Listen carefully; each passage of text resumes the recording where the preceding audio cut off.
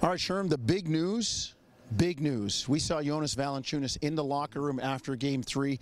He walked to the bus wearing a shower slipper, carrying a beautiful, I think, size 17 or 18 brown dress shoe, wearing the other one. You could tell the ankle wasn't right. It was swollen. It just... Nobody knows until the next day, and here it is the next day. We find out he's out for the series. Yeah, it's unfortunate for the Raptors, but for Jonas the person, you feel really bad for him. I mean, this guy is playing great basketball. He's confident. He's really impacting the game on both sides of the basketball, and it's unfortunate. I mean, when you're a young player and you're having success in the playoffs and you're feeling like you're coming into your own, it's a tough time to miss games. And for Jonas, it's going to be a struggle, but I thought he was in good spirits after the game, even though he knew he was hurt.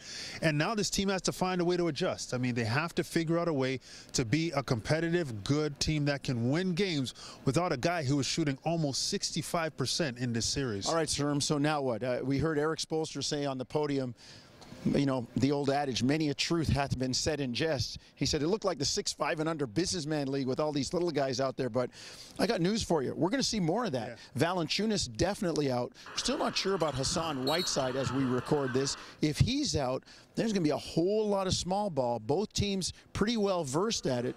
Who has the advantage? Who's better suited going forward? Well, we're going to find out. I mean, obviously both teams have experience playing small ball, but playing against each other in a series where you see each other every other day, that's going to be the challenge. And having said that, for the Raptors, you look at their bigs, it's going to be a collective effort to try and replace what Jonas was bringing to the game.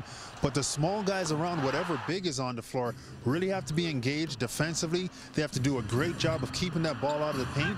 And then defensive rebounding is huge. They've got to be very good collectively, the guard core, at cracking back, getting on the glass, and making sure they move bodies out the paint, secure that rebound, and now you can move up the floor. More concentration, more toughness in the paint, but they've got to do that if they want to have a chance to go up 3-1. Well, 3-1 is a big number, Sherm. It's a great number if you're in that position to be up 3-1. Only 9 comebacks from 3-1 in the history of the NBA playoffs.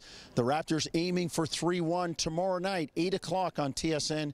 And with this guy, I'll have the radio call on TSN 1050.